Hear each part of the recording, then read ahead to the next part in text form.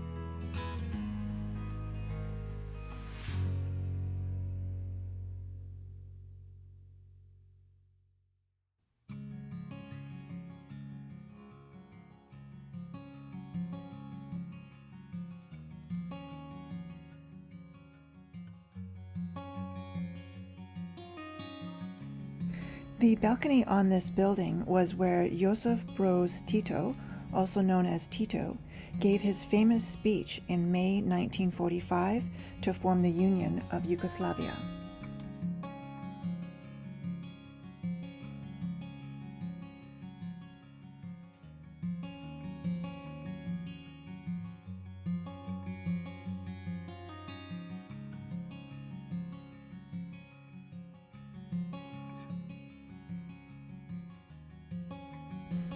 There's nothing like travel to really help you understand history, and traveling through this area helped us to understand Yugoslavia, how it was formed, and also how it unraveled in the end.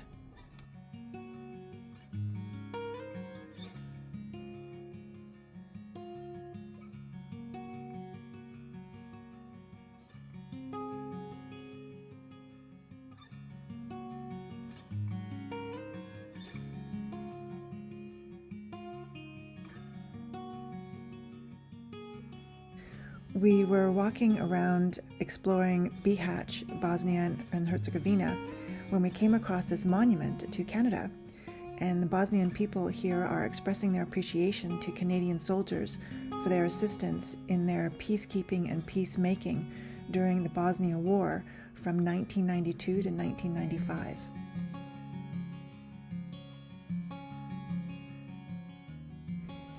We enjoyed our time in Bosnia and, in fact, would welcome to go back again at some point to see more of it.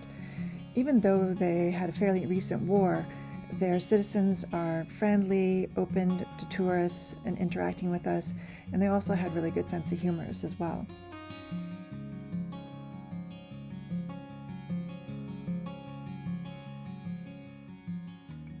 As we were staying close to the Croatian border, we took a day trip to see the Plitvica lakes.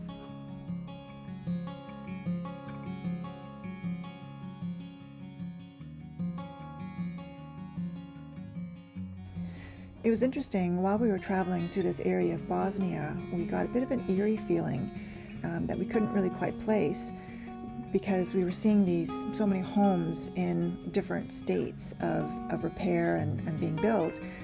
When we got to Mostar, we found out that this area was really quite active during the war, and the homes here are from people who possibly have fled to other countries or unfortunately may have passed away. And even today, it's difficult to figure out the title of the true owners, because they're still searching for the people.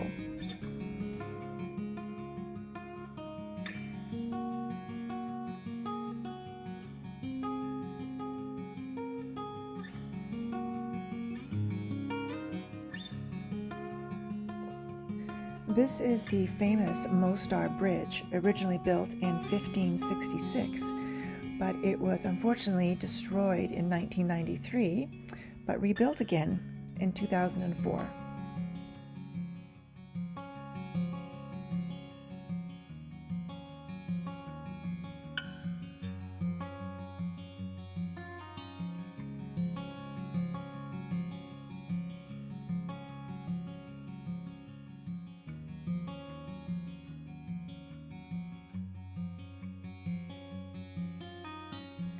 At this marker on the sidewalk in Sarajevo, it certainly is a meeting of cultures. You look in one direction and it's just all from the Ottoman Empire. It's the Arabic culture and mosques and that, and you turn to the opposite way and you could be on any street in Vienna. So a throwback from the Habsburg time. Sarajevo is also the location of where Archduke Franz Ferdinand and his wife, the Duchess, were assassinated in June 1914, an event that started World War I.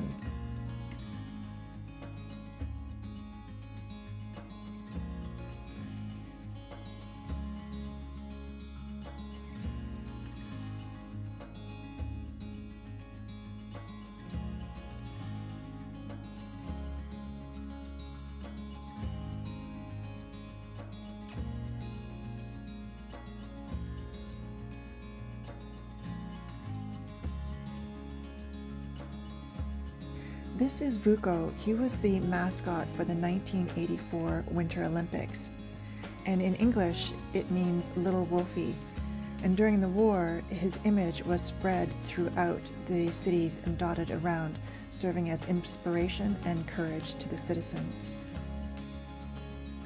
If you read the book, The Cellist of Sarajevo, well, here's a picture of the cellist.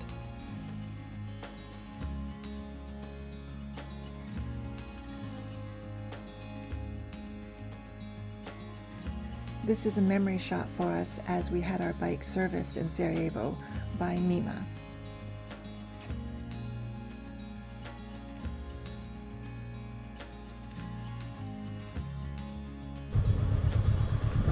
Interesting bridge. The main border. Awesome.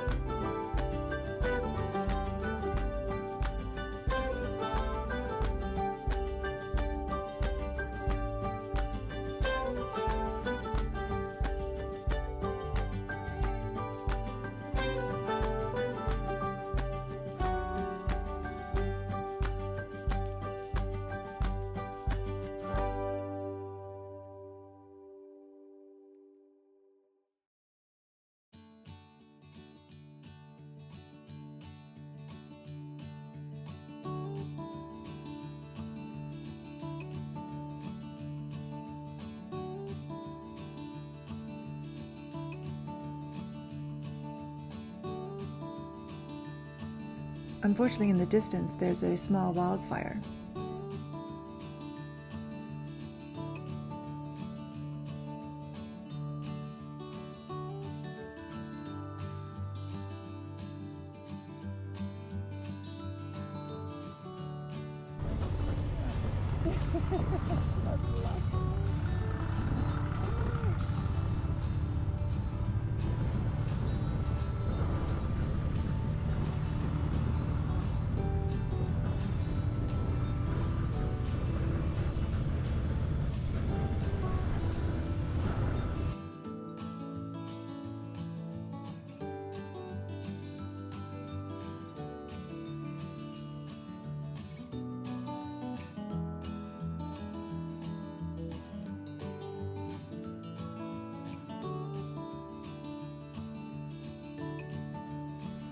We enjoyed this camp in Montenegro run by Jelena and her daughters.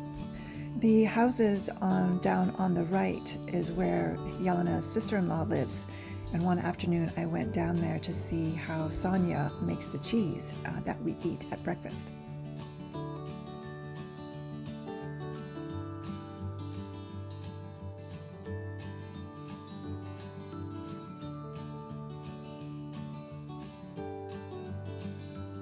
These two you could hear horsing around, as they say, in the wee hours of the morning.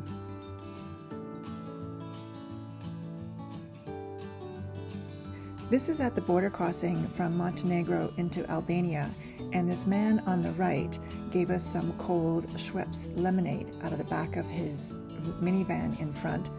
He's also a rider, and turns out that he's an orthopedic surgeon from Istanbul.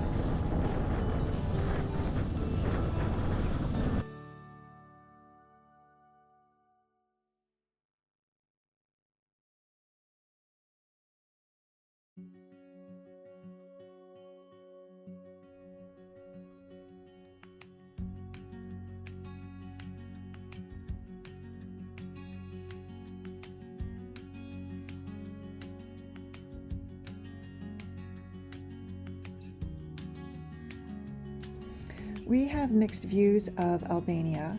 While the scenery, particularly in this area of the Albanian Alps, is beautiful, it was also in this area, though, that we got food poisoning.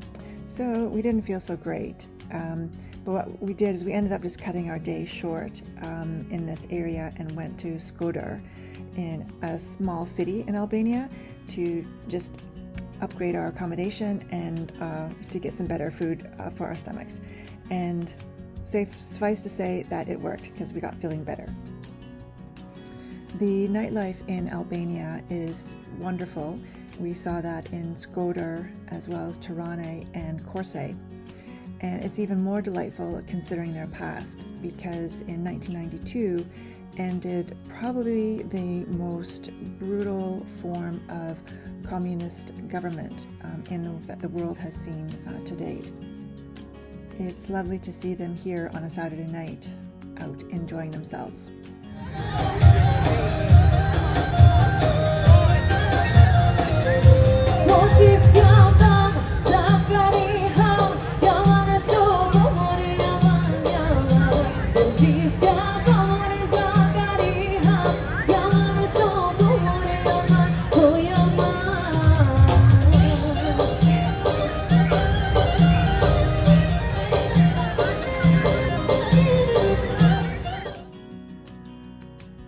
So from here, we're going back into Montenegro and backtracking a bit, but the reason is that we made arrangements to meet up with my son for a week in Kotar.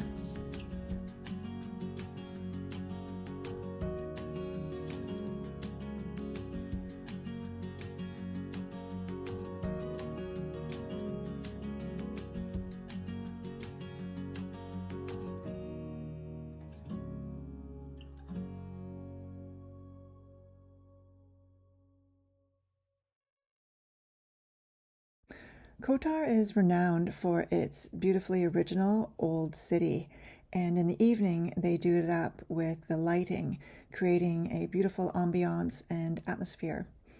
The cats of Kotar are a thing. You see them all over the souvenirs, so they definitely have a presence in the city as well.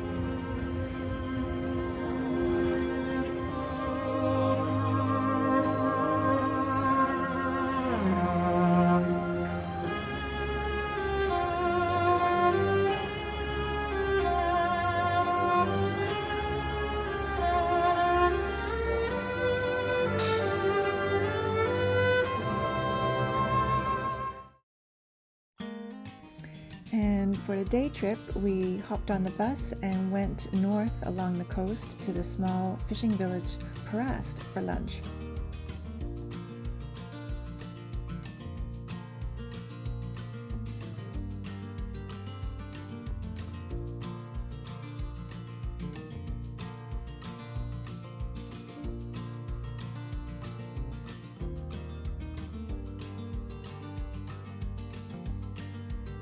Tirana has a lovely cosmopolitan European feel to it. And while, as to be expected, the architecture is still a bit mixed, they are purposely making themselves out to have the most interesting architecture of any city in the world.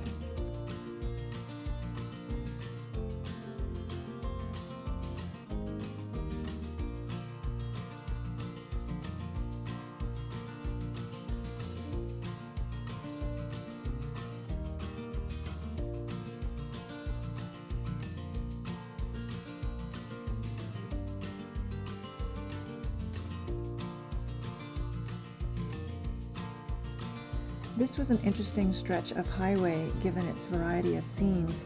I think we've got first, second, and third world all represented.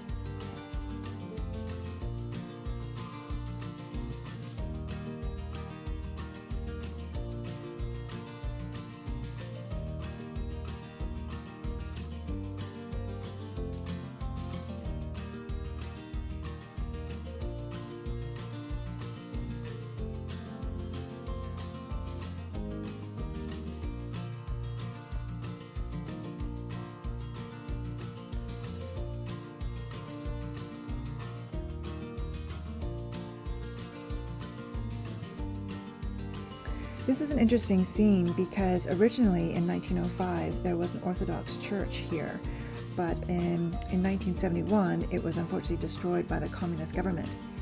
They have since redrawn the lines of the church on the pavement, and as well as seeing the little boys playing on their scooter, all in the face of communism.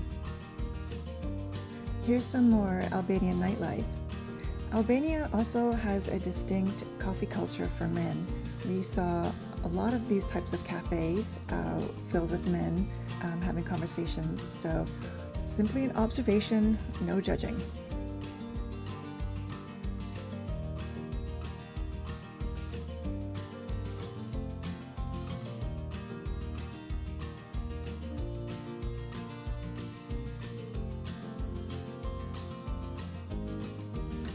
One of many Skopje's claim to fame is that they have the most statues per capita of any other city in the world.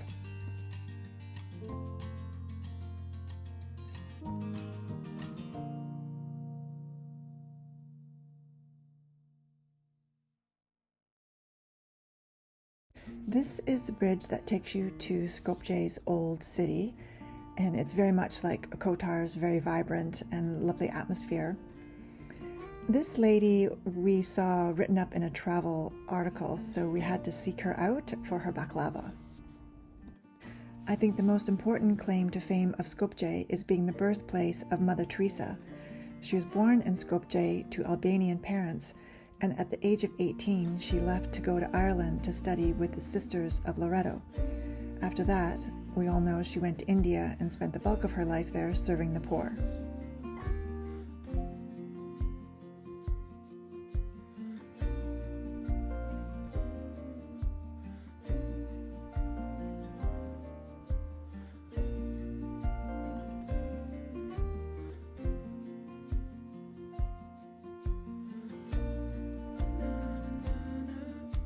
We stopped in Sofia, Bulgaria, only for one night, just as a pit stop on our way to our final stop at the moto camp. So we booked ourselves into a nice hotel with a swimming pool and had some fun.